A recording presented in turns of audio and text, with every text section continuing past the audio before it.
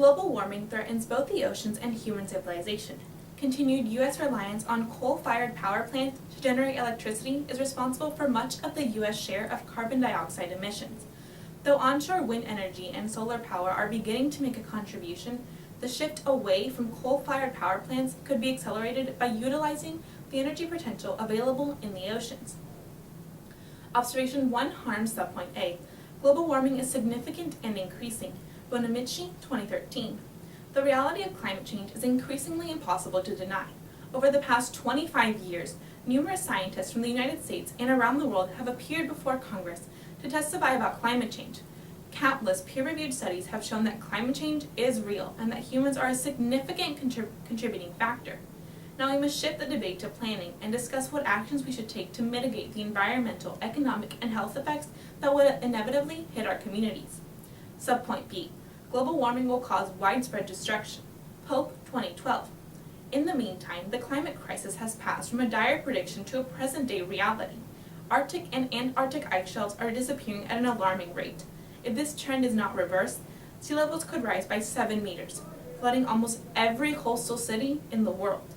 Warming ocean temperatures are degrading coral reefs, probably the most biodiverse habitat on the planet. Rising sea levels are destroying shoreline habitat. Observation 2 inherency subpoint A. Confusing regulatory requirements discourage offshore renewable energy. Grius, 2011. A host of other federal agencies retain authority to regulate various aspects of renewable ocean energy projects. The nation's regulatory program for ocean energy projects thus lacks a single one-stop shop approach for project licensure, site leasing, and other required permitting. Project developers must not only obtain permits from a variety of federal and state entities, but moreover face an uncertainty as to which permits may be required. The net impact of this regulatory patchwork is to place a chilling effect on the comprehensive development of the nation's renewable ocean energy resources. Therefore, we as the affirmative team offer the following plan. The United States federal government will institute a system of tax credits and streamline concessional leasing for firms installing renewable energy products on environmentally approved sections of the ocean in the U.S. exclusive economic zone. We reserve the right to fiat, to define all terms, and to clarify legislative intent. Observation 3, solvency subpoint A. Offshore renewable energy is available. Henriksen, 2011. The world's oceans are vast, and so is their potential to generate power from tides, waves, and temperature gradients.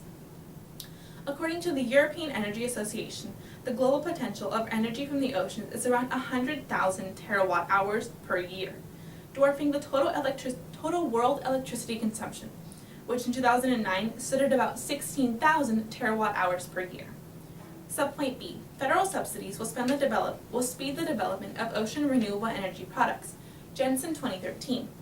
European countries have installed more than 1,662,000 offshore wind turbines in marine areas.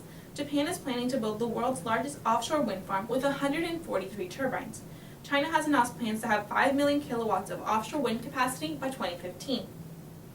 Those countries have relied heavily on financial subsidy programs to encourage ocean wind, and some, particularly those in heavily populated northern Europe, have far less onshore territory for wind projects than the United States, making offshore development more immediately attractive as a development option. Our plan has the following advantages.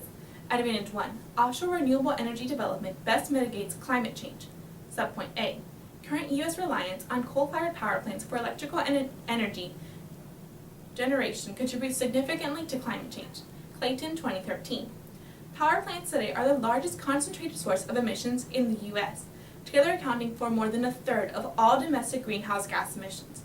The typical coal-fired power plant emits around 3.5 million tons of CO2 to the atmosphere annually, with the U.S. fleet venting about 2.3 billion tons of heat-trapping carbon dioxide gas into the atmosphere each year. Subpoint B. Pursuit of ocean renewable energy can slow climate change. Jensen, 2013. Ocean wind is a green energy asset owned by the American people. It is an energy source for the country that will be available forever. It can be found in undeveloped areas near almost all coastal urban centers. It is a potential scale that dwarfs most other alternatives, and is big enough to shrink the United States carbon footprint toward fitting even the most constrictive greenhouse gas policy. Advantage 2. Offshore energy development helps wildlife. Subpoint A. Juvenile fish are protected by wind projects. Jensen, 2013. Ocean wind energy projects are development in undeveloped areas, but it is likely that some characteristics of wind projects will have positive direct consequences for marine ecosystems, such as providing cover for juvenile fish or structure for growth of beneficial marine plants. Subpoint B. Energy projects help mussels and fish. Calum, 2012. Plans are forging ahead for wind farms in U.S. waters, with the first likely to be a 130 turbine farm in Nantucket Sound. As in many countries, the U.S. path to offshore wind power has not been without controversy. Critics contend that wind farms are bad for wildlife, such as birds that fly into the turbines. However, the evidence from Holland, where offshore wind farms have been in use since 2006, points the other way.